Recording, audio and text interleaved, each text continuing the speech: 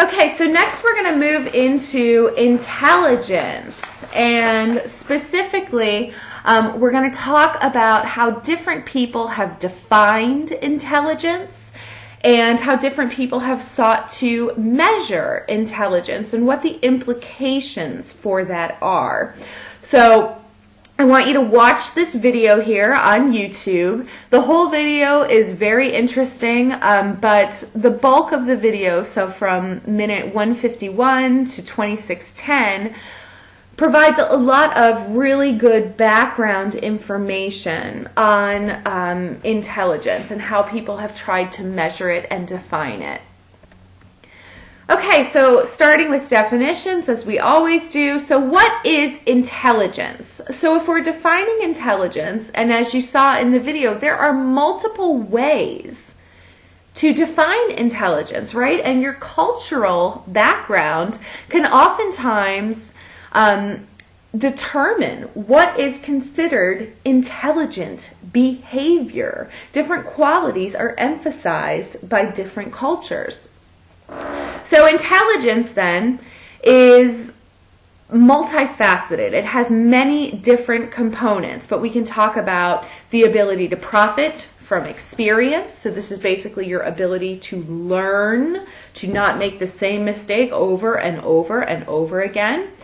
To acquire knowledge, to think in abstractions, yes, so to be able to use reasoning and logic to arrive at solutions to problems, to be purposeful in your actions, so to have a plan and then to execute that particular plan, and to adapt to the surrounding environment, so to be able to change your behavior in response to the things that are going on in the environment around you. So in trying to define intelligence, many people in this particular area who study this concept talk about what's called the G factor.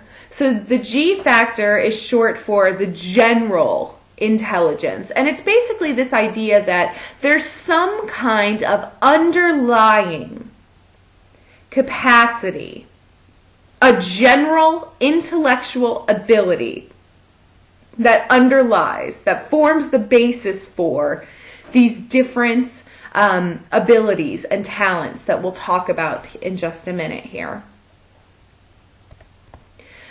So talking about traditional approaches to intelligence. So if you have ever taken an IQ test, like if you took one in school, or you saw maybe a psychologist who gave you an IQ test, this is measuring what's called a traditional approach to intelligence, using specifically one approach that's called a psychometric approach.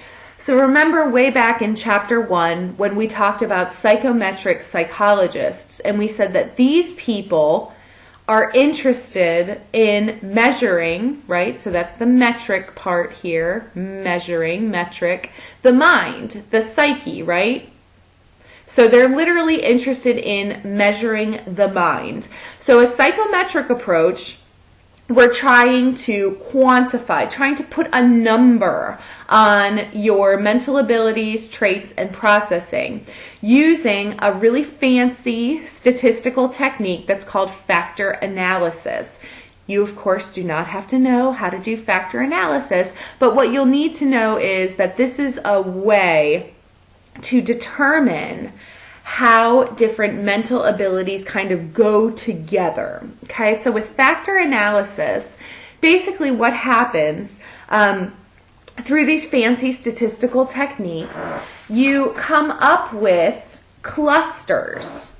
So you basically come up with different abilities that kind of go together. Okay, so they call them a factor. They go together. So for example, a factor analysis of verbal comprehension. So verbal, this is words, right? Being able to understand words.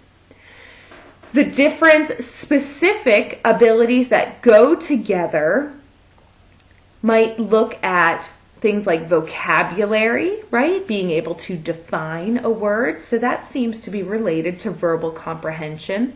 Similarities, asking you how two words are alike or similar. So I might say, how are an apple and an orange alike? Comprehension, I might ask you about social situations or a common concept. So the question might say, if someone extends a hand to you when you first meet them, what should you do? And you know, in the United States, you would say, oh, you would extend your hand and shake that person's hand, right? That's a question about a common social situation. And then information. So general knowledge questions. So you might ask someone, why do you put a stamp on a letter? You guys know the answer to that, right? But that's general information. So these factors then, these factors of vocabulary, similarities, comprehension, and information all go together. These factors go together to make up this overall category of verbal comprehension, okay? So you can think of verbal comprehension as the broad umbrella term, and then vocabulary, similarities, comprehension, and information are the subcategories. They fall underneath that. Okay, so let's talk about IQ tests, right? And how they came to be.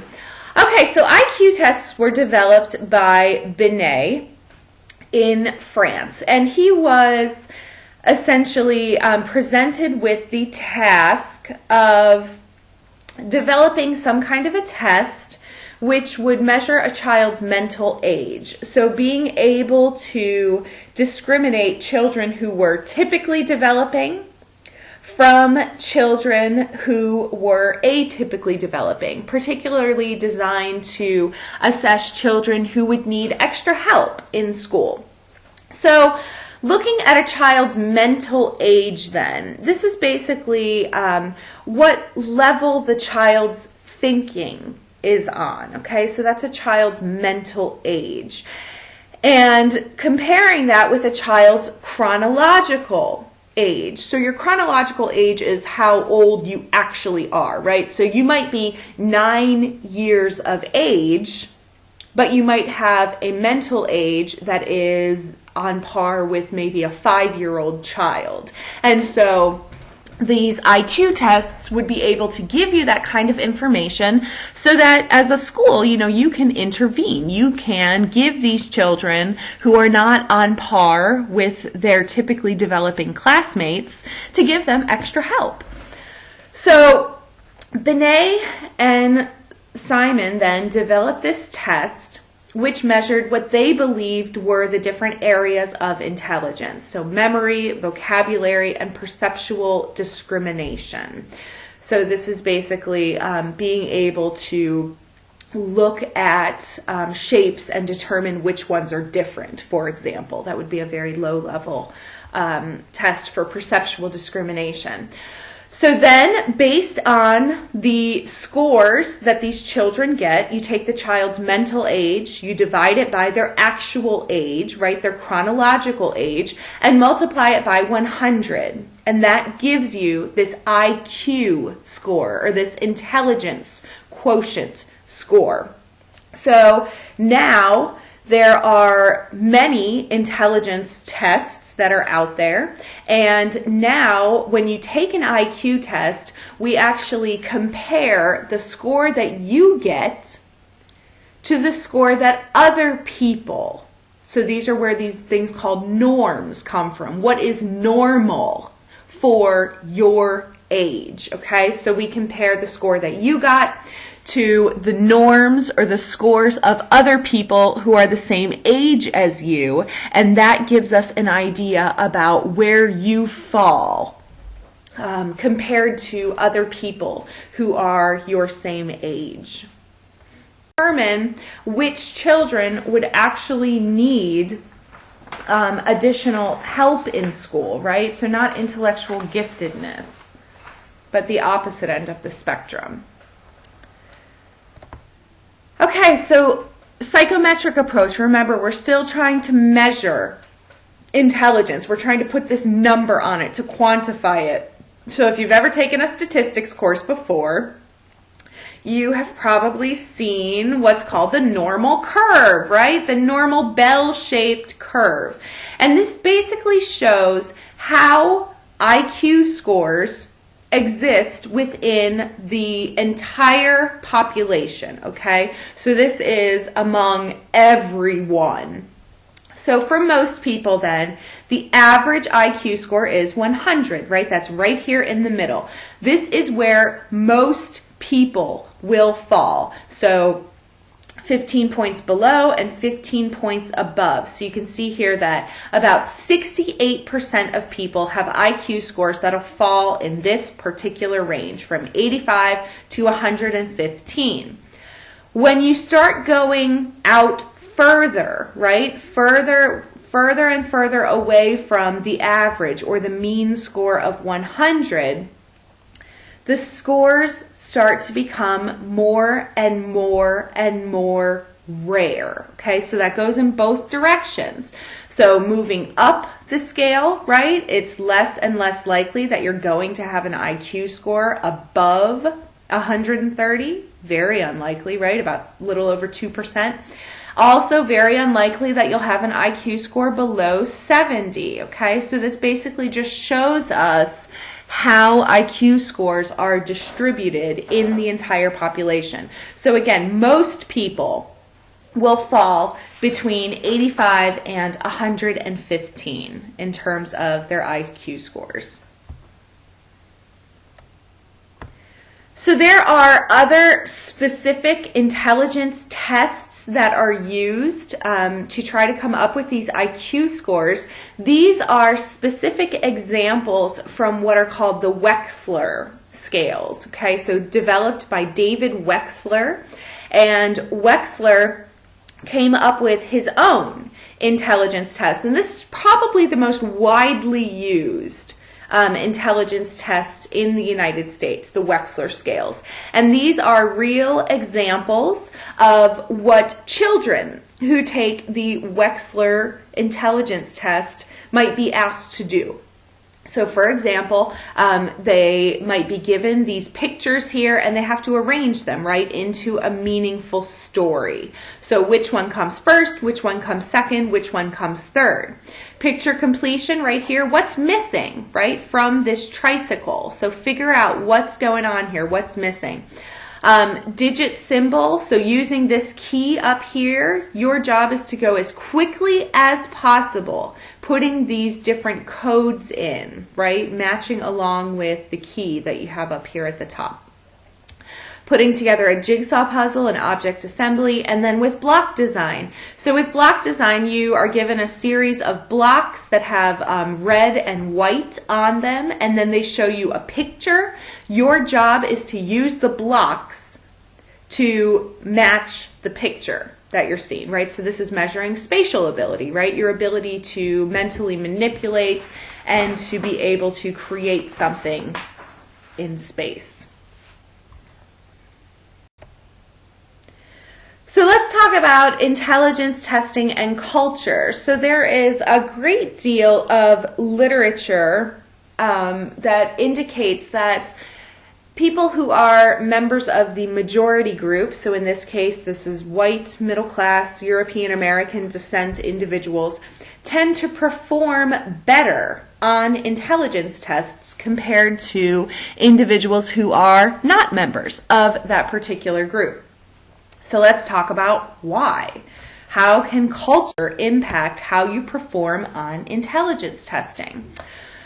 So individuals in this area, people who study intelligence testing and culture, have tried to make these tests culture-free or fair to every culture, but that's likely impossible to do because cultures have very different problem-solving strategies. So in the video that you watched, you saw that the kinds of things that were considered intelligent in the Himalayan individuals in that video are maybe not necessarily the same kinds of things that would be considered intelligent in a post-industrialized society like the United States. So culture then impacts the kinds of problem-solving strategies that are viewed as valuable.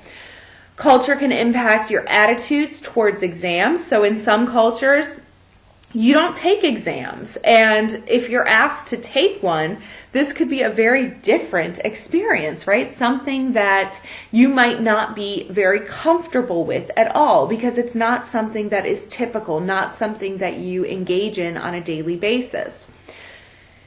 That being said, if you don't place much value on exams, you might have very little motivation to do well or to try to do well on these particular exams. Additionally, your rapport with the person who is giving you the test. Do you seem to get along okay with the person who's giving the test or not? And this can impact how well you do.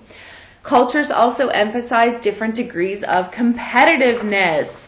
So is it important for you to do well on this particular test? Is it important for you to do better than someone else on this particular test? Or does your culture really not have competition as a goal? And then also, in some cultures, solving problems independently by yourself is not something that's emphasized either. The emphasis might be more on the group being able to solve problems.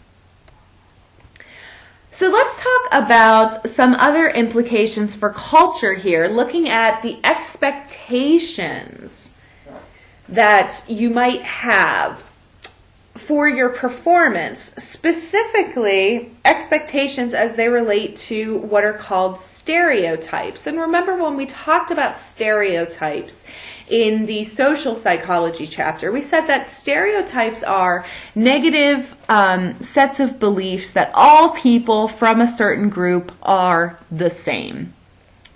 So with taking these standardized tests, groups that have negative stereotypes about their ability to perform on these standardized tests might suffer from something called stereotype threat. And stereotype threat is basically when an individual who is a member of a certain group that's stereotyped becomes anxious about their performance because they fear that their performance might confirm the stereotype. So, for example, there is a stereotype that women are bad at math, right? Women are no good at math. This is a stereotype. So let's say, okay, I'm a woman, right? I'm sitting down to take a math standardized test. And in my mind, I have this stereotype that women aren't good at math. And that makes me kind of anxious. And I start to then believe that, all right, so women aren't good at math. That impacts my performance. I don't do well on the math exam. And that confirms the stereotype, right? That supports the stereotype. It's kind of this idea of a self-fulfilling prophecy, right? Where someone tells you something about yourself, you start to believe it, and then you start to behave in ways that confirm what they said. So stereotype threat can affect any groups that are subject to negative stereotypes.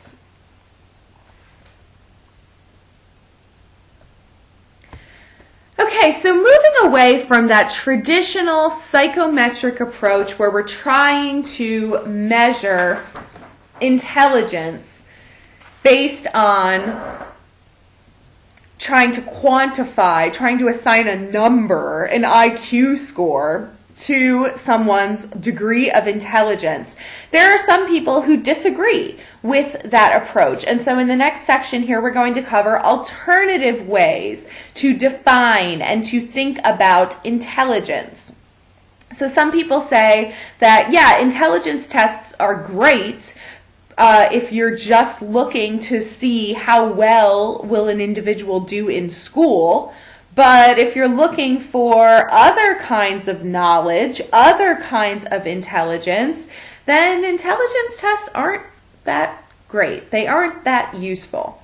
So Robert Sternberg came up with a different approach to understanding intelligence, and he called it the triarchic theory. And in Sternberg's theory, he divides intelligence into 3 different domains. So first, there's componential or analytic intelligence, and this is the kind of intelligence that basically helps you do well in school. So you compare, you analyze, you evaluate internal information processing strategies, and really the only one of Sternberg's 3 types of intelligence that are measured by most IQ tests.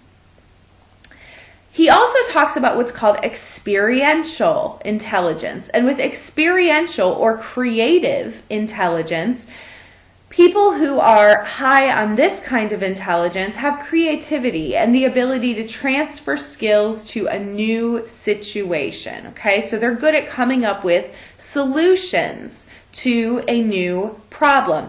So let's say that you did really well on the 9-dot problem that was earlier in this lecture. If you came up with that solution and it was pretty easy for you, you might be very high on this kind of creative intelligence. Then he talks about contextual or practical intelligence. So with contextual intelligence, we're looking at the practical application of knowledge. So it requires that people take into account the different context, so the different environments in where they found themselves. So in contextual intelligence then, you might have this kind of tacit knowledge, strategies for success that aren't formally taught, but you have to infer. So people who have a lot of contextual or practical intelligence might be very street smart, right? They're not formally taught how to basically carry themselves, how to get along in a more urban environment, but they have inferred it. Maybe they've inferred it by watching other people and doing what they do. There are other ways of looking at intelligence. We can also talk about different domains of intelligence, such as emotional intelligence. And emotional intelligence, again, is not something that is usually measured by these IQ tests, by the traditional psychometric approach to intelligence.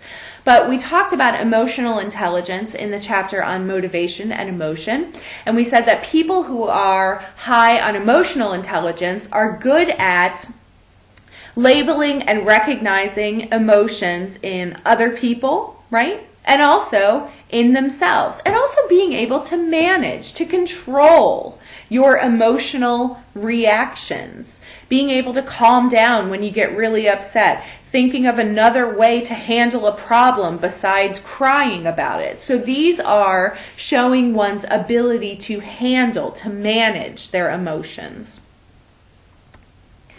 There's also another type of theory looking at different domains of intelligence, and this comes to us from a theorist named Howard Gardner. So if you are in education, you have probably heard of Howard Gardner's theory before, but his idea here is that there are multiple intelligences, and people possess these different domains to different degrees. So first we have existential intelligence. This is intelligence about existence, right? So people who ponder the meaning of life, like a philosopher, would be a great example of someone who has existential intelligence. Interpersonal intelligence. So someone who has interpersonal intelligence is good at interacting with other people. So you would want a counselor to have a lot of interpersonal intelligence. So they have people skills. Intrapersonal intelligence. So someone who has intrapersonal intelligence is good at looking inward, right? Good at understanding yourself, understanding what's going on internally. Someone who has bodily kinesthetic intelligence, this person is very in tune to their body and using their body. So someone who is an athlete would be a good example here. Someone who is a dancer or an actor, good at using their body to express themselves. Musical intelligence, people who are good at music, right? So someone who has a musical ability. Verbal or linguistic intelligence, these are people who are good with words, right? So someone who is an excellent public speaker would be a great example of someone who's high on verbal or linguistic intelligence. Someone who's a good writer would also be another example. Logical, mathematical intelligence, so these are people who are good at analyzing problems, right? At applying logic to solving problems. So someone who is a computer scientist would be a good example. Someone who is a mathematician or a physicist would be great examples of logical mathematics. Naturalistic intelligence, these are basically people who are in tune with nature, right? They get it. They understand about the natural environment. So a farmer would be a great example here, or someone who is a botanist, right? Someone who studies plants would be a great example here as well. And then finally, the visual spatial domain. So people who are high on visual spatial intelligence have a great ability to think in shapes, to think in patterns of shapes, an ability to create using shapes. So perhaps someone who is artistic would be a good example here. Someone who is in geometry, right? Maybe someone who's a city planner would be good examples of people who are high on visual spatial intelligence. And so with Gardner's theory then, he came up with all of these different potential domains of intelligence. And some people agree that, yes, there are many different domains of intelligence. We're really doing ourselves a disservice by only focusing on the kind of intelligence that's measured by an IQ test, and we're missing all of these other areas. Other people, though, say that, all right, Gardner, you went a little bit too far. You got a little crazy, a little overzealous here in coming up with these different, what you call intelligences, and maybe these aren't really kinds of intelligence, they're just talents. And you still have to have that underlying G factor, right? That underlying general intelligence.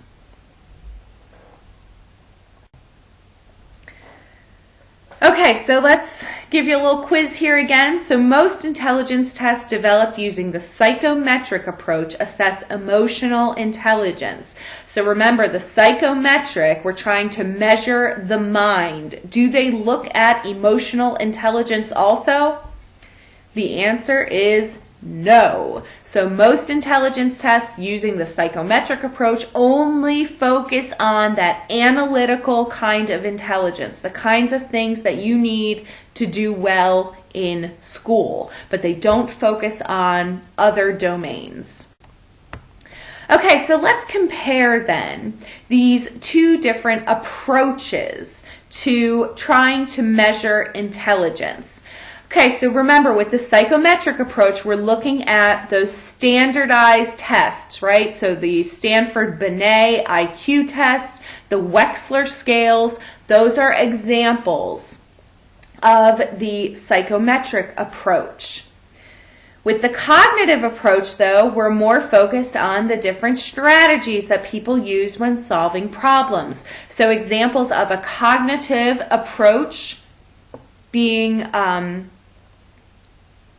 an example of a cognitive approach test would be something that builds on Sternberg's triarchic theory of intelligence. So remember that analytical or componential, experiential or creative or contextual practical intelligence. So that falls under a cognitive approach to intelligence. Emotional intelligence falls under this approach as well. And Gardner's theory of multiple intelligences is an example of a cognitive approach too. So then these approaches look at intelligence very differently, right? With the psychometric approach, we're looking at this very, very specific range of verbal and nonverbal abilities, what's measured by an IQ test. With the cognitive approach, though, it's more inclusive. It looks at many different skills, many different talents. Psychometric approaches do not deal with emotional intelligence, but cognitive approaches do. Practical intelligence, psychometric approaches don't care about that, but cognitive approaches do. And then using well-validated standardized tests, so this is essentially, do they have these intelligence tests that have those norms, right? So you can compare how you did with other people who are the same age as you. With psychometric approaches, yes, the Stanford-Binet is standardized. The Wechsler scales are standardized. Cognitive approaches, though, sometimes yes and sometimes no.